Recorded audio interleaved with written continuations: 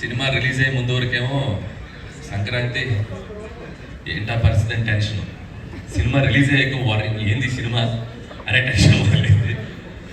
గత 3 డేస్గా ఈ సినిమాని మేము ఊహించిన దానికంటే ఎక్కువ స్థాయికి తీసుకెళ్ళిన ప్రేక్షకులందరికీ నా పాదాభివందనాలు. వితౌట్ యువర్ సపోర్ట్ నాకు ప్రతి సినిమా ఈరోజు 8 హిట్లు 8 సక్సెస్లు అంటున్నారు. మీరు లేకపోతే నాకు ఏ విజయం వచ్చేది కాదు. And thank you so much. అలాగే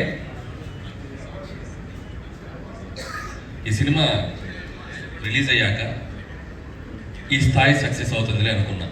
ఫర్ ఎగ్జాంపుల్ ప్రేక్షకులందరూ నన్ను, మా టీంని, వెంకటేష్ గారు అందరినీ ఇలా ప్రేమగా సంకనెత్తుకొని బాబు నీ సినిమా హిట్ అని చెప్తారులే అని అనుకున్నా.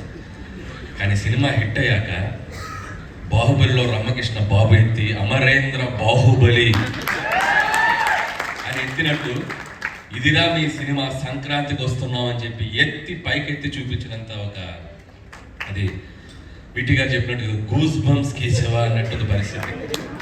So thank you once again audience. And I love you. And ఇంకొకటి ప్రమోషన్స్ గురించి మాట్లాడాలి. నాకు విజయాన్ని అందించే ప్రేక్షకుల కోసం, మా సినిమాకి డబ్బులు కొన్ని టికెట్ తీసుకునే ప్రేక్షకుల కోసం మా సినిమాని వాళ్ళ ఇంటి ముందుకు వెళ్ళి అమ్మడానికైనా రెడీ. అయ్యా మేము వస్తున్నాం థియేటర్కి రండి అని. అలాగే ఆ సినిమా రిలీజ్ అయ్యాక వాళ్ళు ఎలా ఫీల్ అవుతుందో వాళ్ళ ఇంటికి వెళ్ళి కనుక్కోవడానికి కూడా ready.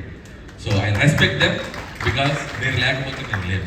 So that in that way also we love you. అలాగే ఈ సినిమాకి ఫస్ట్ నా నిర్మాతల గురించి మాట్లాడాలి.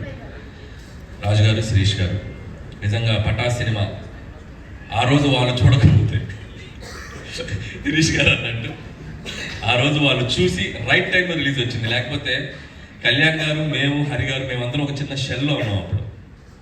టు బీ హానెస్ట్, అంటే ఎప్పుడు రిలీజ్ చేయాలి. అప్పుడు సంక్రాంతి పెద్ద సినిమాలు వెంకీ గారితో రిలీజ్ అయింది, Gopala and I cinema release అయింది. నాకు ఇప్పటికీ గుర్తు, January 23rd. వాళ్ళ సినిమా చూసి ఈ సినిమా బ్లాక్ బస్టర్ హిట్, అసలు మీరు